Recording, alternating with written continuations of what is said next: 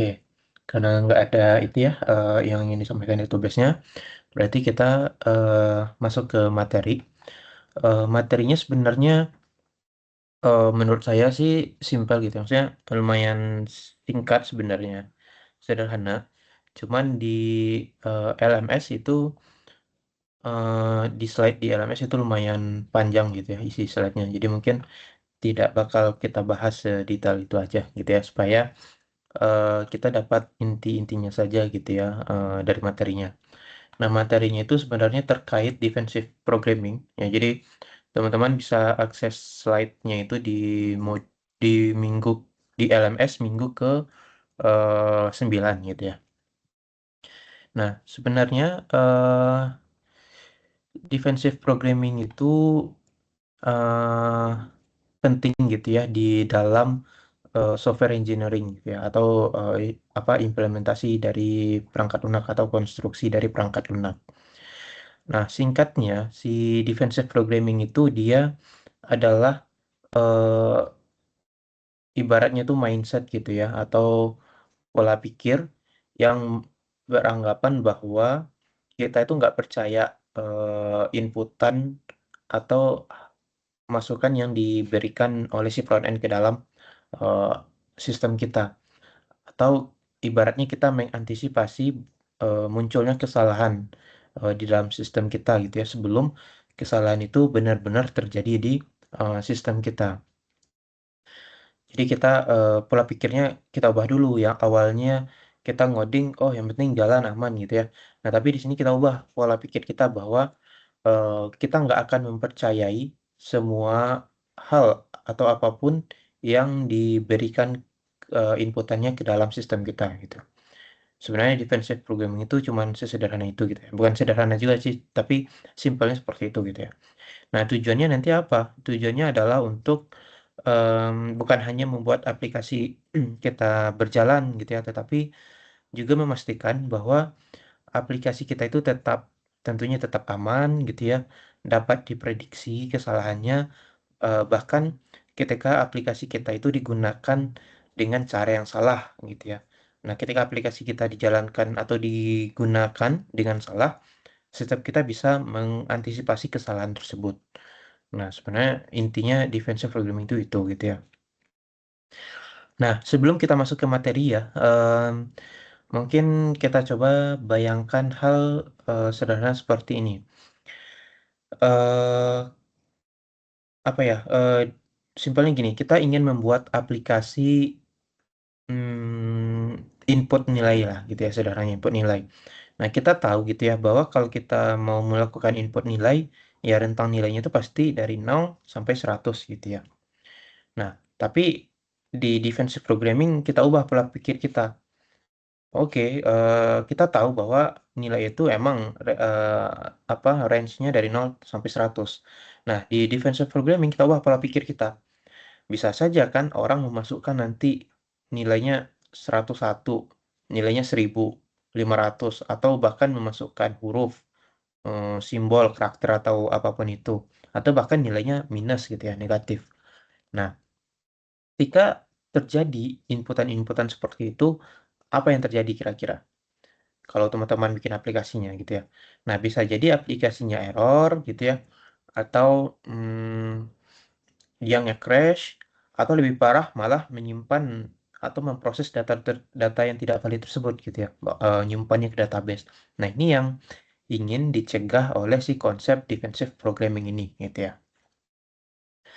Nah, simpelnya seperti itu. Di sini ya, atau contoh lain di sini ya, misalkan nih, nah menurut teman-teman nih, saya punya program, di sini dia ada dua parameter. Ada param satu nilainya 100.000, parameter 2 100.000. Fungsi dari sistem ini dia mengalihkan parameter satu dan parameter 2. Kira-kira hasil perkaliannya berapa?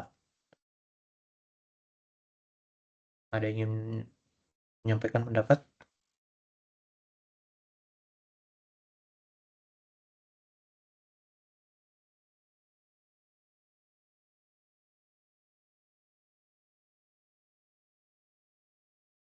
Udah ada.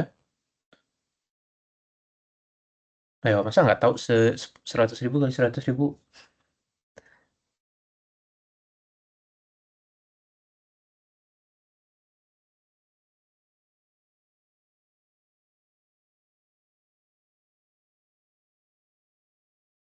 Oke, karena nggak ada ya. Ya udah, berarti kan hasilnya kan sebenarnya secara normalnya kan 10 miliar gitu ya, 100.000 dikali 100.000. Tapi kita pakai integer. Nah, tahu kan ya kalau integer itu dia ada limit maksimalnya kan kalau si integer. Nah, ketika kita pakai integer 100.000 kali 100.000 hasilnya malah bukan 10 miliar gitu ya. Tapi 141 dan seterusnya seperti ini. Nah, ini karena range yang dapat diterima oleh tipe data integer, khususnya di sini ya, kalau di C Sharp, itu negatif 2 miliar, berapa ini? Pokoknya negatif 2 miliar sekian sampai positif 2 miliar sekian. Nah, karena tadi hasilnya di sini adalah 10 miliar, maka kan di luar range dari integer gitu ya. Maka dia menyebabkan kesalahan perhitungan gitu. Nah, simpelnya defensif itu seperti itu. Kita mencegah hal-hal atau kemungkinan-kemungkinan buruk yang bakal terjadi di sistem kita. Gitu ya. Nah, dan teknik-tekniknya sebenarnya banyak di defensive programming itu ya. Pertama, bisa saja kita melakukan validasi input gitu ya. Eh, Pokoknya kita jangan pernah percaya apapun inputan dari user. Kita perlu validasi, validasi, dan validasi terus gitu ya. Kalau kita membuat aplikasi kayak ada front end back end-nya, nah kita jangan langsung percaya inputan atau request body yang dikirimkan oleh si front end. Kalau teman-teman pernah nonton apa video YouTube-nya dari programmer zaman now gitu ya, saya pernah nonton waktu itu sekilas. Kalau nggak salah dia membahas ada si front end itu kayak ngirim data harga ya kalau nggak salah ke server gitu ya. Nah dan harganya itu dibikin eh apa dibikin data nggak valid dari si front end dikirim ke backend dan si backend tetap memproses data data yang tidak valid tersebut. Nah akhirnya ya itu perhitungannya jadi salah gitu ya bahkan eh, disimpan ke database gitu ya. Kan itu membuat bisnis dari perusahaan kita bisa hancur jadinya gitu ya. Nah, defensive programming mengatasi hal-hal yang seperti itu. Ada lagi eh, pakai misalkan fail fast gitu ya. Jadi kita ketika terjadi sesuatu yang nggak valid, si aplikasi yang kita bikin itu segera dia itu berhenti di titik si error itu gitu ya. Jangan kita biarkan merambah ke belakang gitu ya. Sehingga nanti, oh udah di step satu error, malah di step 2 masih kita lanjutkan, itu kan nanti akan menyebabkan seperti efek domino gitu ya. Di awalnya udah error, ya udah ke belakangnya pasti error-error dan error terus gitu ya. Terus ada pakai apa lagi ya, error handling. Nah, kalau teman-teman ngoding biasanya kan ada try catch, nah gitu-gitu. Itu bisa salah satu teknik juga di defensive programming. Ada assertion gitu ya. Nah, untuk memastikan apa kondisi si kode kita itu yang seharusnya benar gitu ya, supaya nggak terjadi kesalahan. Oke, mungkin kita lanjut ya ke slide yang di LMS yang lumayan panjang ini. Defensive programming. Bentar ya, saya ambil charger dulu.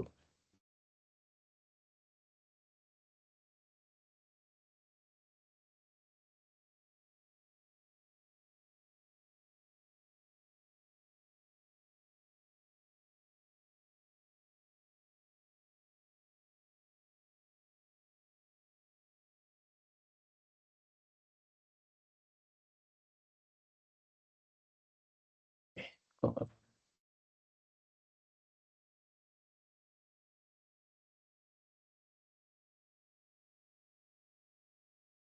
bentar.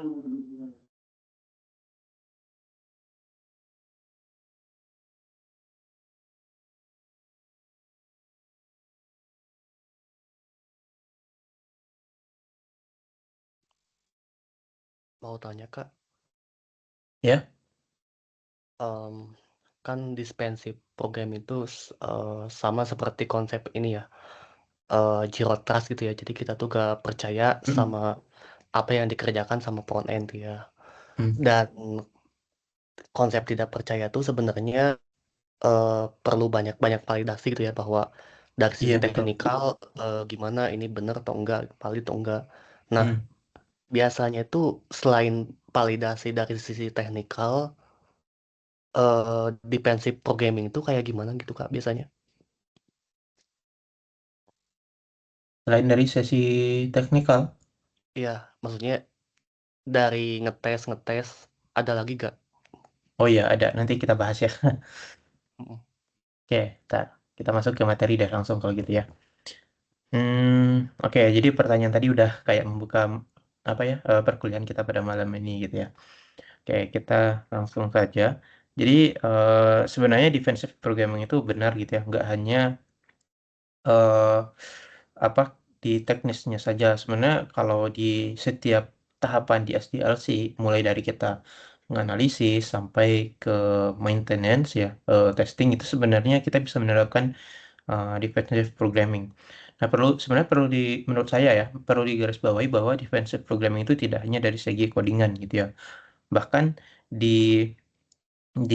di segi tahapan eh, desain sendiri, kita udah bisa menerapkan mindset dari defensive programming ini, defensive gitu ya. Bagaimana kita merancang alur atau apa namanya arsitektur dari aplikasi kita itu kita udah harus memikirkan hal-hal yang buruk, hal-hal kemungkinan terburuk yang terjadi di sistem kita itu sebenarnya udah bisa diterapkan defensif dari sana juga gitu ya. Jadi defensive program itu tidak hanya terpaku di codingan saja. Nah, kalau kita lihat ya di sini si basic dari prinsipalnya menurut Schindler 2006, si fundamental the fundamental principle of defensive programming is to mistrust everything from the outside. Jadi yang seperti yang kita omongin tadi bahwa eh, kita nggak boleh percaya langsung aja mentah-mentah data yang dari luar gitu ya, yang langsung kita proses. Karena data yang diinputkan oleh si pengguna itu bisa saja berpotensi bahaya gitu ya, atau bahkan merusak sistem kita, walaupun sederhana gitu ya. Misalkan kayak gini lah, teman-teman kayak bangun rumah gitu ya, bangun rumah sedikit aja ada celah itu bisa dimanfaatkan oleh maling gitu ya. Katakanlah kayak jendela gitu ya, jendela biasa kan kalau jendela itu kalau orang-orang yang lebih aware kan ada kayak batas bisnya gitu ya. Nah, ketika eh, kita nggak pakai itu dan keamanan dari jendela kita itu juga buruk, itu kan lebih gampang si si maling membobol gitu ya. Nah, dengan kita menerapkan si pola defensif ini, oh kita pikir buruk dulu. Oh, kalau si jendelanya cuma polos gini, kalau ini cebol langsung masuk. Nah, gimana kalau kita kasih batasan aja gitu ya. Nah, itu kan sebuah pola pikir mindset bahwa kita harus aware terhadap apa yang kita miliki gitu ya. Eh, Kemudian ini juga di defensive programming itu bukan teknik ya, tapi dia itu adalah sebuah mindset pola pikir. Dan sifat umum dari prinsip-prinsipnya itu menjadikan alat keamanan yang berguna di semua fase pengembangan perangkat lunak. Jadi tidak hanya di codingannya saja.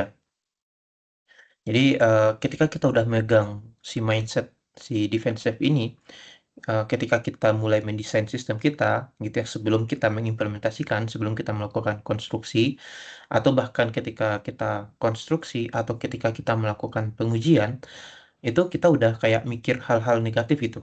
Oh, bagaimana kalau komponen ini gagal gitu ya? Atau bagaimana kalau usernya ternyata udah udah apa kurang kurang melek terhadap IT gitu ya sehingga data yang dimasukkan salah gitu ya. Bagaimana kalau serangan dari eh, pihak-pihak yang nggak bertanggung jawab gitu. Kita udah harus mikir-mikir hal-hal negatif seperti itu. Nah, karena prinsip-prinsipnya yang umum dan menyeluruh ini, si defensive programming itu bisa diterapkan di itu tadi ya di seluruh SDLC mulai dari perancangan, bahkan di testing pun gitu ya. Dan tujuannya tadi yang seperti yang saya bilang, mengembangkan perangkat lunak yang tidak hanya berjalan saja, tapi juga tanpa kerentanan keamanan gitu ya. Jadi kita hindari jebakan-jebakan umum dalam si high level programming-nya. Nah, defensive programming praktis baiknya yang pertama kita menggunakan apa safe programming language. Jadi maksudnya di sini adalah kita memilih bahasa atau framework yang yaitu sudah memiliki mekanisme bawaan yang mekanisme keamanan bawaan gitu ya. Eh, misalnya eh, apa misalkan kalau dibandingkan eh, yang saya tahu ya C atau C++ itu dia biasanya rawan terhadap eh, apa manajemen memorinya gitu ya. Atau apa ya istilahnya saya lupa. Nah, daripada kita pakai itu, mungkin kita coba cari bahasa pemrograman yang lain. Nah, ini sebenarnya tergantung dengan kondisi aplikasi yang bakal kita bangun itu seperti apa nanti itu. Kemudian kita lakukan code review. Nah, code review itu ya kita melakukan review dari codingan kita. Kira-kira dari codingan kita ini ada celah apa enggak? Biasanya sih bisa dilakukan manual manual code review gitu ya. Jadi biasanya individu atau programmer atau bahkan di beberapa perusahaan itu dia ada tim khusus buat melakukan code review gitu. Atau kita menggunakan tools juga. Tools itu biasanya ada yang populer itu biasanya SonarQube gitu ya.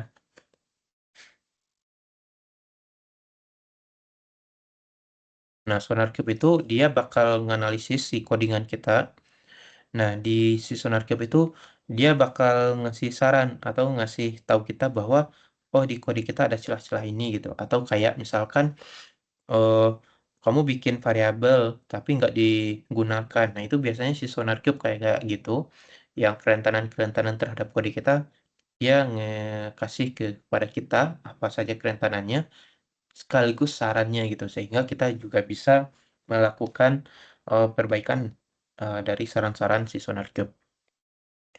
Kemudian use compile for help ya, rating memory save code. Kemudian ini tadi perform input validation. Ya, jadi pokoknya di defensive programming itu kita nggak bakal jauh dari kata input validation gitu ya. Jadi di sini identifikasi eh, attack surface-nya ya, eh, channel dari inputan-inputannya gitu ya. Ini mencangkup seperti entah itu form dari HTML gitu ya, parameter URL, atau file yang diupload, atau request body di API, dan apapun lah. Pokoknya apapun yang menjadi inputan di aplikasi kita itu kita amankan dulu gitu. Kemudian minimize the attack surface, kemudian treat all input as potentially malicious.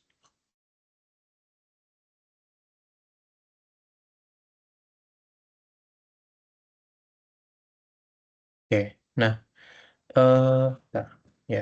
Nah, kita dapat mengambil tindakan pencegahan di berbagai titik waktu.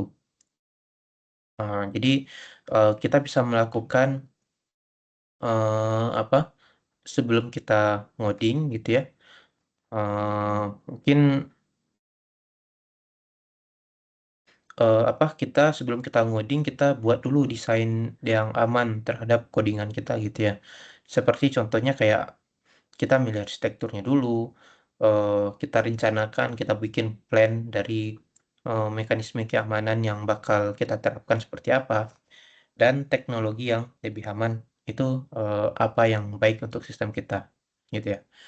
Nah, kemudian selama proses development, ini cara kita menulis kode gitu ya, seperti tadi validasi input lagi gitu ya, atau penanganan error, atau ya banyak lah praktik-praktik dari defensive programming lainnya. Nah, ini biasanya fase yang paling kritis gitu ya selama proses development karena banyak kerentanan muncul di fase ini. Nah, kemudian juga saat testing.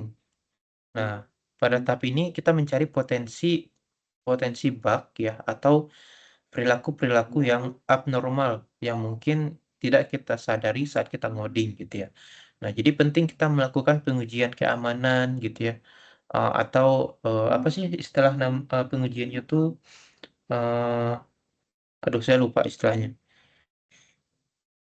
Yang uji yang kita itu bertindak seperti seorang hacker.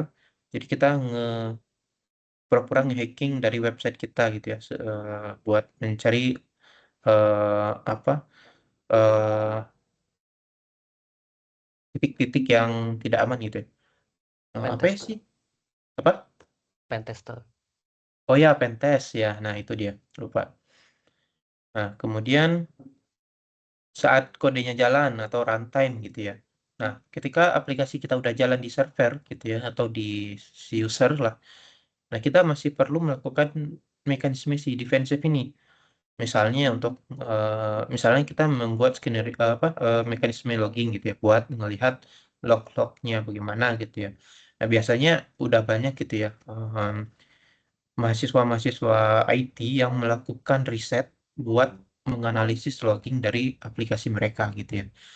Entah itu untuk melihat pola-pola tertentu atau bahkan melihat em, tindakan-tindakan yang abnormal nih dari logging aplikasi kita. Nah, di situ mereka menganalisis gitu. Nah, selanjutnya di sini membahas dua jenis utama, detection and mitigation at runtime, prevention during code development, defensive programming, testing and program analysis will be discussed later. Oke, jadi intinya tindakan pencegahan itu perlu kita lakukan di sepanjang seluruh SDLC gitu ya, bukan hanya di satu titik saja. Oke, mungkin teman-teman di lokasi saya masih azan Isya ya, mungkin kita break dulu bentar ya sambil nunggu azannya beres.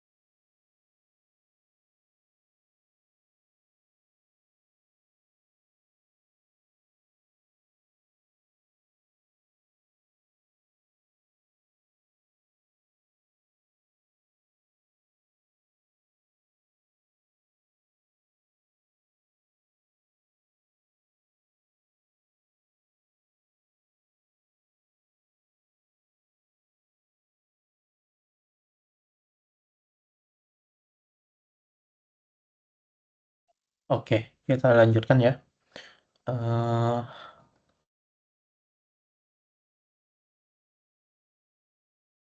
nah, beberapa bahasa pemrograman yang umum digunakan tidak aman itu C sama Objective-C gitu ya. Di sini eh, pertama perlu kita apa ya sadari gitu ya bahwa tidak semua bahasa pemrograman itu dia memiliki fitur security yang memadai. Eh, Bahasa yang seperti ini ya, C, Objective-C, itu kan dia sebenarnya populer dan juga strong ya bahasanya. Nah, tetapi yang saya tahu ya, saya pernah nonton atau baca di mana gitu ya di internet waktu itu, mereka itu sering disebut nggak aman. Kalau nggak salah waktu belajar struktur data gitu ya, saya pernah lihat videonya membahas bahwa si C++ ini dia tidak aman dalam konteks keamanan memori. Nah, Kak, karena bahasa-bahasa bahasa C++ ini dia kan memberikan apa ya, apa istilahnya sih? Kontrol penuh gitu ya kepada si programmer untuk mengelola memori gitu. Memang benar di satu sisi itu membuat fleksibel gitu ya. Nah, tapi di sisi lain ini sangat rawan error. Seperti saya pernah mengalami itu pointer error gitu ya, eh, buffer overflow, memory leak gitu ya, dan pokoknya yang terkait memori lah gitu ya. Biasanya sih paling sering terkait pointer error sih gitu ya. Nah, kemudian gunakan high level language with some built-in safety. Jadi karena apa ya, salah satu penjagaan terbaik ya itu ya memilih high level language untuk karena dia itu memiliki beberapa memiliki fitur keamanan bawaan gitu ya. Contohnya ada Algol di tahun 1960, dia udah mulai mengusulkan automatic bound checking. Nah, ini automatic bound checking itu dia eh, kemampuan untuk memeriksa apakah si indeks array itu masih dalam batas yang valid atau enggak gitu ya. Intinya seperti itu kalau si bound checking. Ada lagi beberapa ya, ada Perl, Python, Java, C Sharp, dan lain-lainnya gitu ya. Nah, semuanya setahu saya ini udah memiliki automatic bound checking. Artinya si itu tadi array atau list itu tidak bisa diakses kalau udah di luar batasnya gitu ya. Kalau terjadi error, ya program mungkin akan memberikan exception, bukan diam-diam menimpa memori seperti C atau C++. Beberapa bahasa pemrograman sistem yang lebih aman saat ini ada Go, Rust gitu ya. Nah, tapi juga tentu mendatangkan apa biaya dari runtime-nya seperti itu. Namun bahkan untuk bahasa yang lebih aman gitu ya, ini kita skip saja. Oke, nah di sini kita masuk ke code review. Nah, code review ada manual, ada menggunakan tools. Kalau manual code review itu untuk menemukan kerentanan ya sama aja sih sebenarnya kalau kita menggunakan tools. Nah, di sini kita bisa melakukan by self ya. Jadi kita bisa melakukannya sendiri atau fellow programmers ya. Jadi saling sesama programmer itu bisa saling mereview. Kemudian atau biasanya ada independent team untuk dengan ya keahlian security. Biasanya di beberapa perusahaan itu melakukan itu. Contohnya Google, dia itu melakukan intensive internal code security sebelum mereka itu merilis kode kode mereka ke publik gitu ya. Nah, code review di sini itu sebenarnya dilakukan dengan beberapa cara gitu ya. bisa self review tadi gitu ya. Jadi kita bisa ngecek kembali kode kita sendiri yang kita bikin. Nah, setelah kita ngoding, kita review gitu ya. Meskipun ini apa ya, terlihat sederhana, tapi masih banyak bug yang bisa ditemukan hanya dengan membaca ulang kode kita sendiri dalam kondisi yang lebih memadai gitu ya. Saya pernah sih ngalamin, biasanya kan ngoding malam-malam gitu ya, begadang gitu, ngerjain tugas kantor, malam-malam ngoding, ya udah yang penting beres dulu gitu. Nah besoknya pas pagi udah fresh tuh, baca-baca lagi codingannya, oh kayaknya ini bakal gak efektif gini gitu, atau oh kayaknya ini bakal nemuin bug gitu. Nah biasanya biasanya kalau saya begadang malam-malam gitu ya, ngejar deadline task dari kantor, besok paginya di kantor gitu ya, atau WFC atau WFH, saya sebelum mulai ke task berikutnya, saya baca-baca lagi kode yang saya bikin semalam gitu ya. Saya baca lagi, oh kayaknya ini kurang, oh kayaknya ini bakal potensi bug banget gitu. Nah, saya taunya dari mana? Ya saya review sendiri atau saya menggunakan tools tadi, SonarQube gitu. Kemudian selain self review kita juga bisa peer review gitu ya, sesama programmer tadi. Nah, ini jauh lebih efektif karena orang lain bisa melihat hal-hal yang mungkin kita udah cek beberapa kali tapi mungkin masih kita lewatkan gitu ya. Atau tadi ya direview oleh tim khusus juga. Nah, biasanya timnya itu terdiri dari 4 orang yang ada moderator. Ini kalau kita menggunakan inspection, metode inspection, dia biasanya ada 4 orang. Moderator biasanya ini orang dari organisasinya atau chairpersonnya. Kemudian ada code autornya, ini sebagai silent observer aja. Kemudian 2 orang ini yang bertugas sebagai inspektor dan juga readers. Dia akan memparafrase kodenya. Dia menelaah kode gitu ya, eh, baris demi baris atau pernyataan demi pernyataan gitu.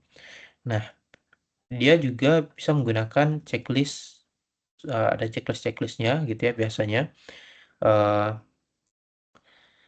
Kemudian hasilnya apa? Nanti hasilnya dari checklist itu muncul daftar-daftar masalah yang ditemukan oleh si 2 orang ini, inspektor dan readersnya.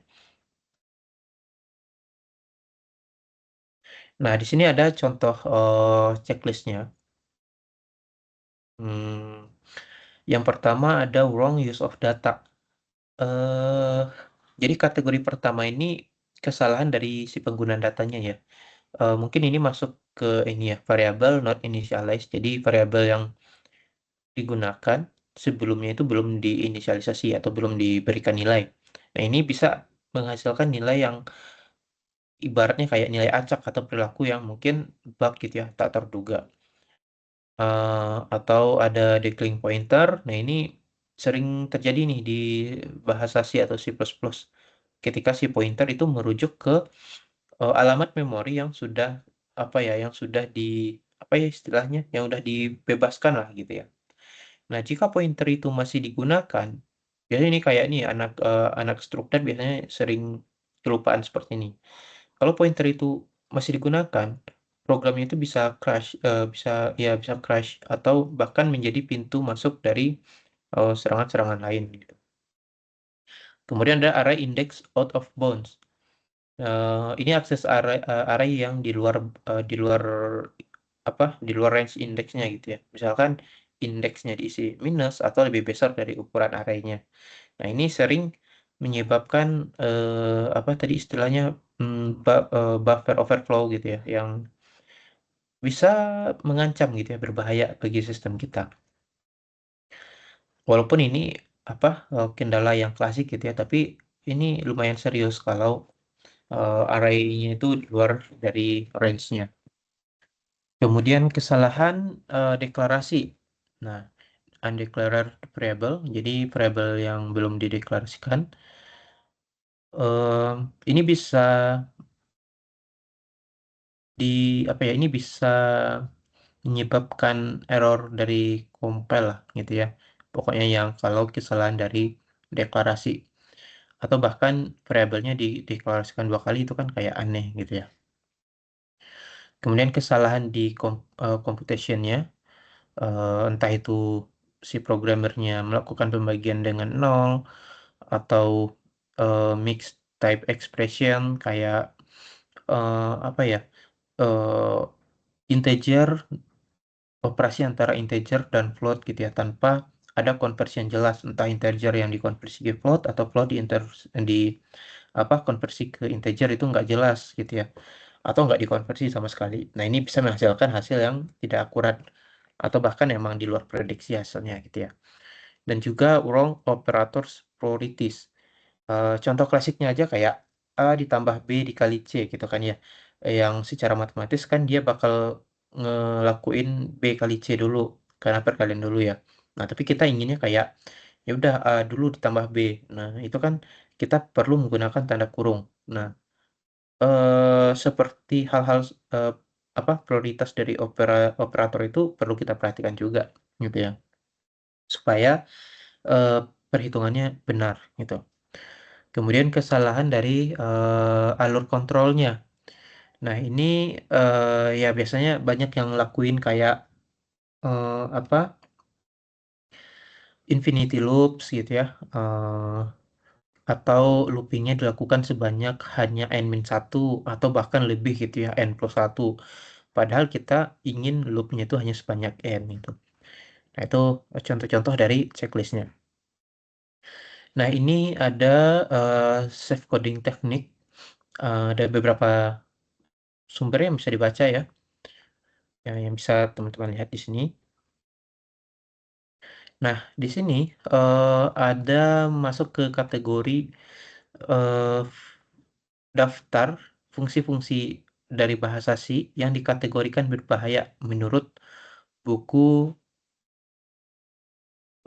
Building Secure Software ya, tahun 2002. Nah, ini banyak ya kerentanan-kerentanan keamanan, terutama dari high risk, risiko yang tinggi. Nah, ini nggak bakal dijelasin, cuman saya nanti ingin teman-teman aduh, bentar, di LMS.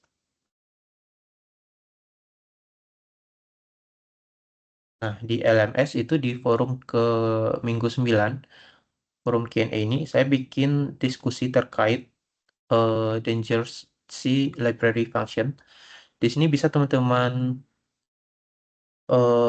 berikan pendapat ya. Nanti silakan dibuka lagi di slide Minggu 9-nya di halaman 11 tadi terkait Dangerous C Library Function. Nanti pilih salah satu library function yang ada di slide itu. Nanti teman-teman silakan jelaskan menurut teman-teman gitu ya. Atau boleh deh googling atau apa gitu ya. Atau mau di GPT-in boleh ya, asal paham gitu ya. Kenapa library itu masuk ke kategori bahaya? Nah, silakan dipilih satu aja udah cukup gitu ya. Dan kalau bisa dicek di forumnya. Oh, kalau udah ada yang membahas ini, cari pembahasan yang lain gitu ya. Maksudnya cari library yang lain yang di daftar tersebut biar nggak cuman satu satu apa istilahnya, biar tidak hanya satu library saja yang explore itu.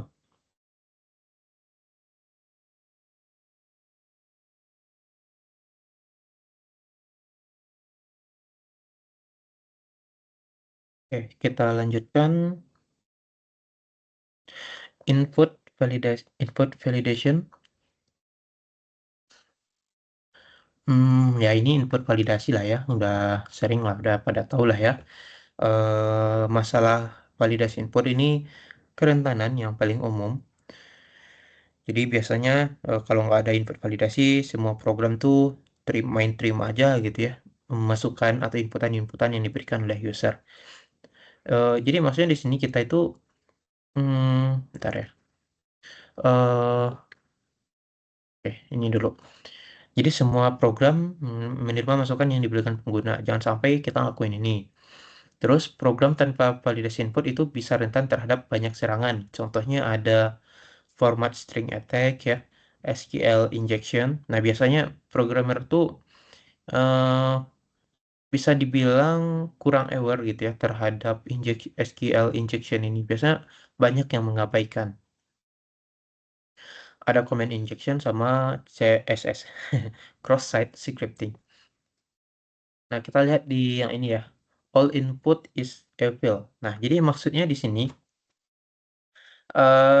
ini bukan berarti kita menganggap pengguna kita itu semuanya jahat gitu ya.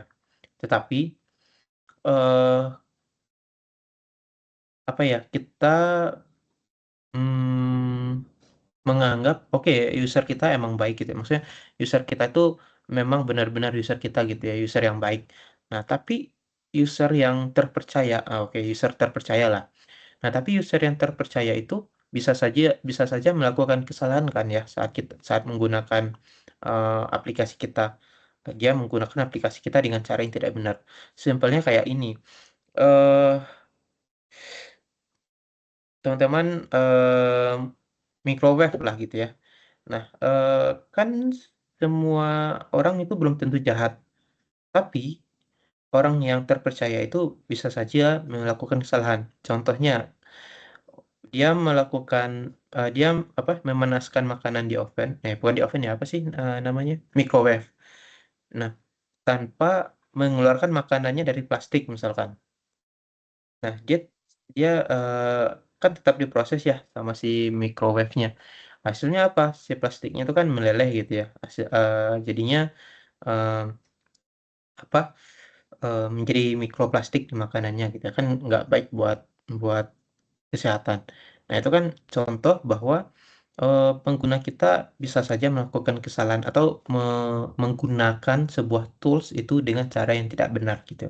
Nah, itulah yang ingin kita eh, minimalisirkan gitu. Nah, jadi di sini selalu kita periksa apakah inputannya sesuai dengan yang kita harapkan gitu ya. Kalau dia kalau kita misalnya seperti ini, ekspektasi kita usernya memasukkan warna gitu ya. Nah, kita verifikasi benar nggak warna yang dimasukkan gitu. Beneran data warna nggak gitu. Maksudnya siapa jadi data-data lain yang dimasukin. Nah, terus kita periksa, oh validasi pertama dia berhasil nih. Beneran warna yang dimasukin. Nah, terus warna yang di input itu eh, memilih dari daftar yang kita punya nggak gitu. Misalkan beli baju gitu kan ya, beli baju pilih warna, warnanya itu cuman ada putih sama biru misalkan. Nah, tapi pas mau masuk check out gitu ya, malah masukin warna apa tadi yang nggak ada, warna orange lah, warna orange. Nah, itu perlu kita validasi juga. Jangan sampai nanti pas pembelinya beli masukin warnanya orange, lah kita nggak ada warna orange yang kita produksi gitu. Nah, asumsikan yang terburuk gitu ya. Ini mindsetnya dibentuk ini ya, asumsikan yang terburuk. Jangan yang lancar-lancar saja, tapi yang terburuk pun kita asumsikan. Ini tadi ya, meskipun sebagian besar pengguna kita adalah orang baik, peretas juga memiliki akses ke program kita. Atau bahkan orang yang baik itu menggunakan aplikasi kita dengan cara yang salah. Ini ya think like an attacker. Bayangkan bagaimana kita itu bisa menyalahgunakan sistem dengan input yang aneh-aneh. Ya kayak pentest tadi gitu ya. Kita kayak seolah-olah kita hacker, kita retas aplikasi kita. Nah, di situ kita menemukan celah-celahnya. Em, Ini example of potential channel ya source of input bisa dari command line, file name, file content, environment variable. Nah ini bukan data lengkap ya, karena masih banyak. Jadi kita harus melakukan input di semua saluran itu, di semua channel yang dari semua channel inputan data kita yang tidak apa yang tidak terpercaya.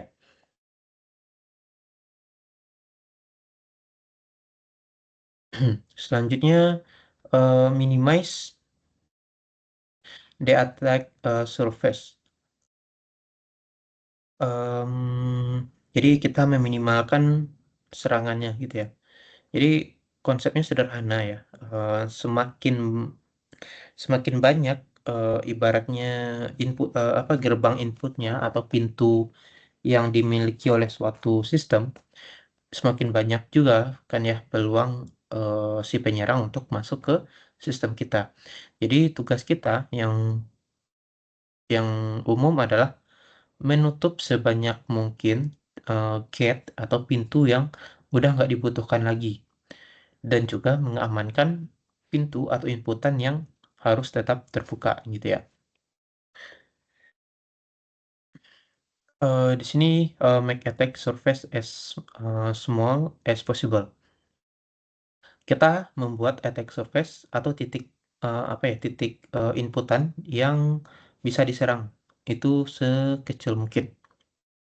Ya, ada 2 cara ya yang umum. Yang pertama kita bisa men-disable, channels tersebut, contohnya, port ya atau, method di API gitu ya. Atau mencegah akses untuk si penyerang, bisa menggunakan firewall atau access control gitu ya. Kemudian make sure you know every system entry point. Nah, eee, kita harus mengetahui gitu ya semua titik atau semua pintu yang ada di rumah kita. Nah, karena kita nggak bisa, kayak ngelindungin sesuatu, tapi kita nggak tahu keberadaannya gitu ya. Misalkan kita beli, misalkan kita punya rumah gitu ya, lah kita nggak tahu ternyata di di atap, di genteng itu kayak ada pintu rahasia gitu. Nah, kita nggak tahu. Nah, tapi si hacker, malah tahu gitu ya. Nah, itu yang perlu kita make sure lagi. Kita harus tahu semua, yang ada di sistem kita. Semua semua pintu lah ibaratnya gitu ya. Mmm, pastikan sudah diautentikasi, otorisasi untuk data-data yang sensitif. Kemudian ensure that all untrust input is valid, ya dan lain-lain. Pokoknya gimana caranya kita meminimalkan, si serangan gitu. Contohnya, converting grade, eee, what input validation problem this program has. Nah, kira-kira apa nih, dari codingan ini yang input validasi yang bermasalah? Oke, ada yang tahu nggak?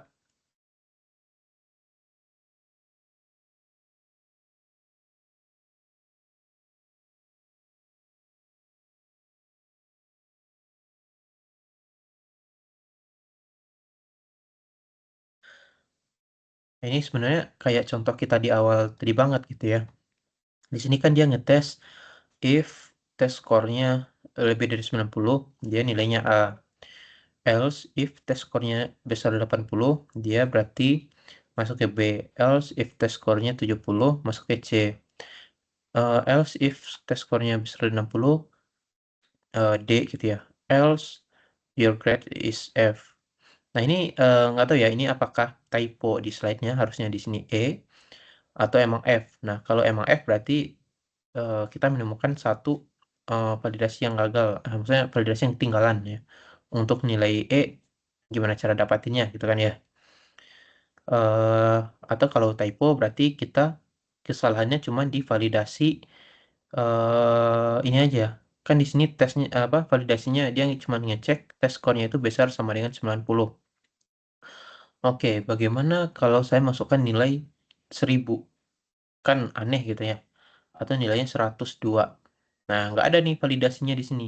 Harusnya di sini ditambahin lagi validasinya besar sama dengan 90 dan test score-nya kecil sama dengan 100 gitu kan ya. Nah, ada lagi nggak kira-kira? Nah, di sini dia else-nya itu F. Nah, berarti kalau saya masukin nilai negatif, berarti F gitu ya. Padahal nilai negatif nggak ada di perkuliahan. Maksudnya di akademik itu nggak ada nilai negatif. Nah, ini berarti ada 2 validasi input yang bermasalah di sini yang belum diterapkan. Nah, seperti ini aja itu udah masuk ke dalam ini tadi, code review gitu. Code review sederhana. Oke, selanjutnya, SQL injection. Teman-teman kalau ada pertanyaan boleh sambil potong aja ya. Nggak boleh, nggak harus nunggu sampai akhir. Nah, SQL injection itu mm, teknik serangan ya, di mana si penyerang itu dia menyisipkan perintah SQL eh, yang mungkin berbahaya gitu ya. Ya mungkin bahkan berbahaya ke dalam input aplikasi kita. Sehingga database kita itu menjalankan perintah yang tidak semestinya. Kenapa ini bahaya ya? Karena kalau apa serangannya ini berhasil, penyerang itu bisa kayak membaca data rahasia, mengubah data, menghapus tabel bahkan gitu ya. Atau bahkan mengambil alih seluruh server database kita gitu. Em, ini contoh-contoh dari dampak SQL injection ya. Di sini card sistemnya diberhentikan operasionalnya serangan SQL injection, kartu kredit apa nomor kartu kreditnya dibobol gitu ya karena SQL injection. Jadi SQL injection itu kalau apa bagi teman-teman yang belum tahu, kalau SQL injection itu dia terjadi ketika seperti ini deh. Misalkan kita punya form gitu ya, login. Katakanlah sederhana dulu lah login. Username-nya ini, password-nya ini gitu ya, misalkan. Nah, di belakang layar, di prosesnya dia seperti ini. Result sama dengan MySQL underscore query. Nah, di sini select bintang from account where username and password gitu ya. Nah, di sini kalau dia sukses, dia loginnya true. Nah, sebenarnya kalau kita lihat dari sini query-nya aman-aman aja, emang gini sintaksnya gitu ya. Mungkin ini ada typo ya, harusnya di sini nggak ada titik koma. Nah, tapi eh ya hasil query-nya, jadi kalau kita bikin query seperti ini ya hasilnya kan seperti ini ya, select bintang from account where username getan and passwordnya ghim. Nah, SQL injection itu terjadi ketika ini username-nya dimasukkan sintaks dari SQL. Contohnya di sini dia nambahin or satu sama dengan satu, artinya kan satu sama dengan satu true gitu ya. Dan passwordnya mungkin masih yang password normal. Sehingga result query-nya menjadi seperti ini sekarang. Select bintang from account where username. Nah, di sini kan dia masukin si tanda kutip juga ya, sehingga tanda kutipnya di sini menjadi dua nih. Sehingga artinya sekarang select bintang from account where username-nya kosong.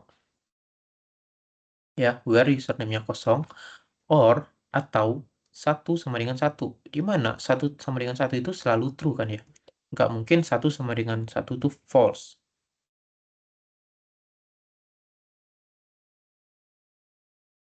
Eh, bentar.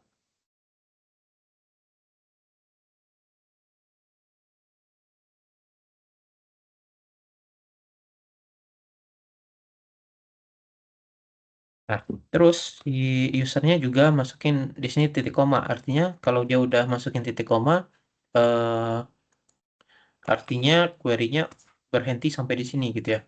Nah, kemudian dia nambahin ini sintaks comment di SQL. Nah, sehingga dia seperti ini kan ya jadinya. Di SQL-nya menjadi seperti ini. Select bintang from account where username-nya kosong atau satu sama dengan satu atau true. Sehingga kalau ini terjadi, si penyerang bakal bisa mengambil semua data akun di database kita gitu. Nah, ini sangat bahaya banget. Nah, ini yang perlu dicegah. Nah, atau bahkan yang lebih parah gitu ya, dia ngelakuin drop table. Nah, jadi kan kalau dia masukin seperti ini, result resultnya seperti ini kan ya. Select bintang from akun, where username. Nah, where username-nya kosong. Nah, where username-nya kosong, dia titik koma. Oke, dia di sini database-nya query-nya udah jalan nih satu ini, satu kotak ini. select bintang username from akun where username-nya kosong. Nah, setelah dia menjalankan query ini, dia lanjut nih, jalanin query berikutnya.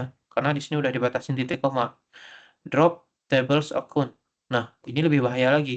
Oke, kalau ini oke lah, dia ngambil data kita, mungkin nanti kita kayak di apa, dipalakin gitu lah ya. Nah, bagaimana kalau tabelnya udah kehapus nih? Ya, operasional dari aplikasi kita bahkan bisa jadi nggak jalan gitu kan. Nah, ini bahaya banget kalau SQL injection itu. Nah, di sini ada namanya prepare statement. Untuk mencegah si SQL injection itu ya, salah satunya prepare statement. Nah, ini prepare statement ini cara aman gitu ya untuk membangun query SQL tanpa kita mencampurkan data dari si user atau inputan dari user dengan kode SQL kita. Nah, jadi kan tadi ya ada meta karakter seperti tanda kutip, itu dia memberikan batas antara data dan juga apa sih namanya kontrolnya gitu ya. Kemudian apa di serangan injection data itu dia dianggap sebagai kontrol gitu ya, karena dia langsung dimasukin ke query-nya. Kemudian juga ada yang namanya bind values. Biasa kan kalau teman-teman ngoding ada yang nambahin kayak tanda tanya gitu ya, where username sama dengan tanda tanya seperti itu kan ya. Nah, ini tanda tanda tanda tanya apa ya? Tanda tanya ini yang menjamin eh, yang dijamin hanya menjadi data gitu ya, em, bukan sebagai sintaks lagi gitu ya, bukan sebagai query lagi, tapi benar-benar diubah menjadi data. Mungkin kita lihat saja contohnya. Nah, di sini yang nggak aman tuh ini eh select bintang from akun where username. Nah, di sini kan dia langsung memasukkan data mentah-mentah gitu ya dari si inputan. Nah, kalau kita pakai ini, si username ini dia langsung disatuin ke si query-nya. Ya, disatuin ke si query-nya, hasilnya dia bakal seperti ini nanti. Dia bakal nyatu langsung. Nah, eh nah di sini yang eh yang aman mana sih? Nah, yang amannya ini select bintang from akun where username sama dengan tanda tanya dan passwordnya sama dengan tanda tanya. Nah, ketika kita di sini tambahin login set string 1, berarti yang pertama yang ini username, kemudian login set string 2 password, kemudian di execute. Nah, ini eh apa ya? eh Dia tidak peduli apa ya? se seliar atau seaneh apapun inputan dari user. Bahkan ketika tadi ya yang nambahin satu apa satu tambah eh, satu sama dengan satu itu dia dia tidak akan mengeksekusi itu sebagai query tapi udah menjadikan dia itu sebagai string gitu. Sebagai string satu sama dengan satu bukan sebagai query lagi. Sehingga eh, aman gitu ya. Database tetap memperlakukannya sebagai teks, bukan sebagai perintah SQL yang seperti sebelumnya.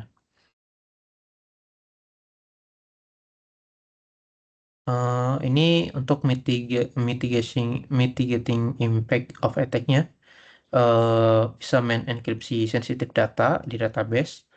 Kita bisa limit privilege ya. Kemudian harden DB server and host OS-nya. Nah, selanjutnya ini eh, salah satu kerentanan yang paling umum juga, khususnya di aplikasi website, itu ada cross site scripting atau XSS di JavaScript pada umumnya.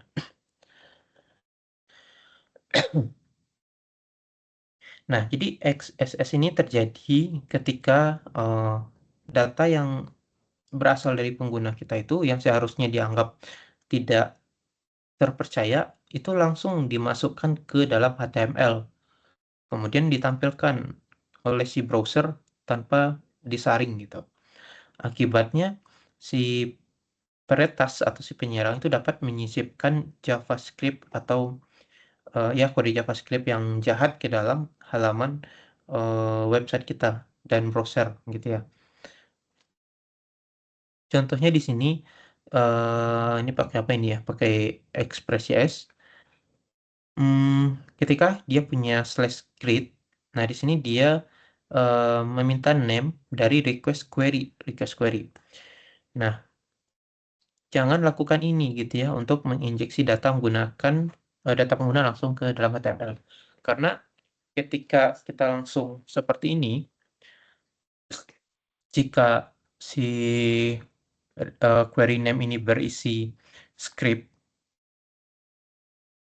script JavaScript seperti script alert ini seperti ini, maka script itu dia bakal masuk ke sini, masuk ke HTML-nya. Nah, ketika dia udah masuk ke HTML, ya udah dia bakal menjalankan script si JavaScript ini. Jadi alih-alih dia menampilkan hello alert, tapi dia hello, koma, terus dia langsung kayak muncul pop-up alert si JavaScript yang dieksekusi oleh si browsernya. Nah, dan itu sangat tidak disarankan, bahkan emang bahaya gitu ya. Eh, Bayangkan kalau di sini eh, dia memasukkan script-script buat mencuri data kita gitu ya. Nah, itu kan langsung dijalankan sama si browser. Nah, itu bahaya banget. Nah, solusinya dia biasanya sih pada umumnya pakai ini ya. Dia pakai sanitize HTML. Oke, kemudian di sini ada command injection and shell script ya di Linux. Ya, ini saya skip aja. Ini referensinya. Ya, mungkin itu materi kita pada malam hari ini. Teman-teman ada pertanyaan dulu?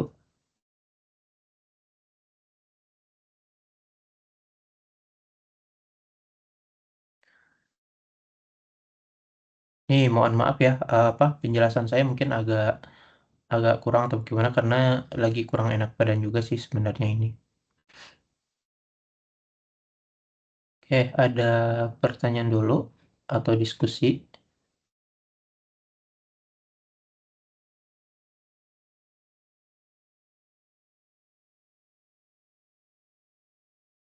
Oke, aku tunggu aku tunggu sampai 19.50-an kali ya, sambil mau minum dulu.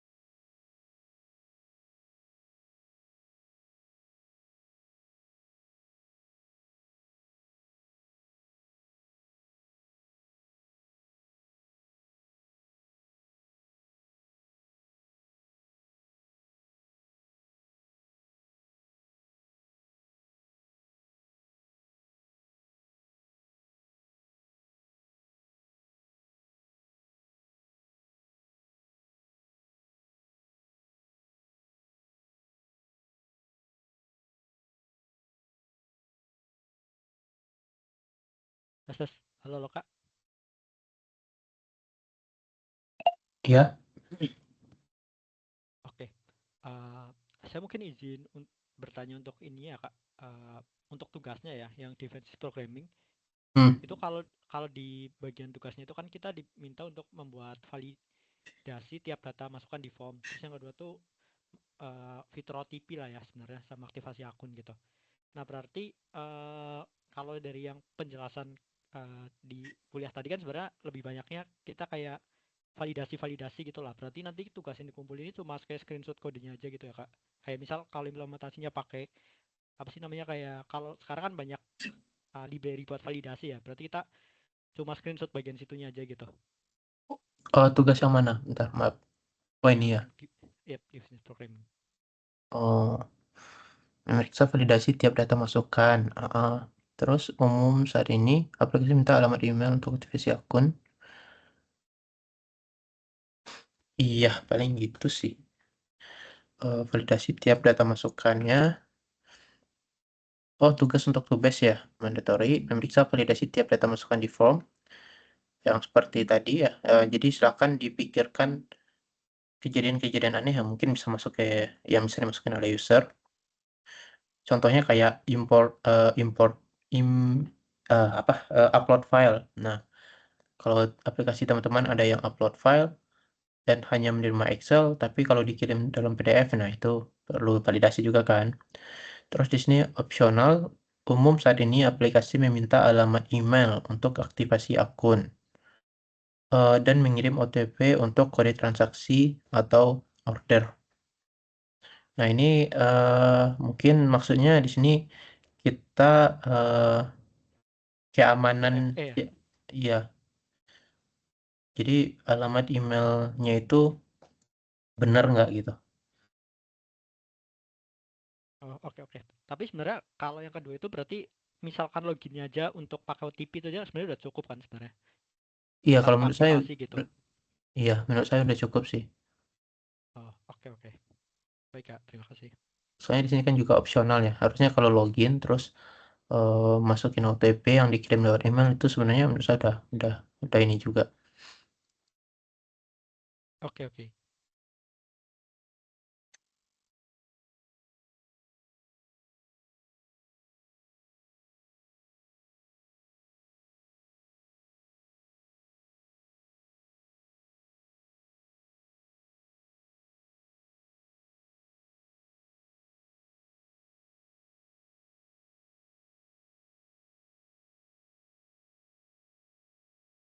Oke, ada lagi yang mau bertanya?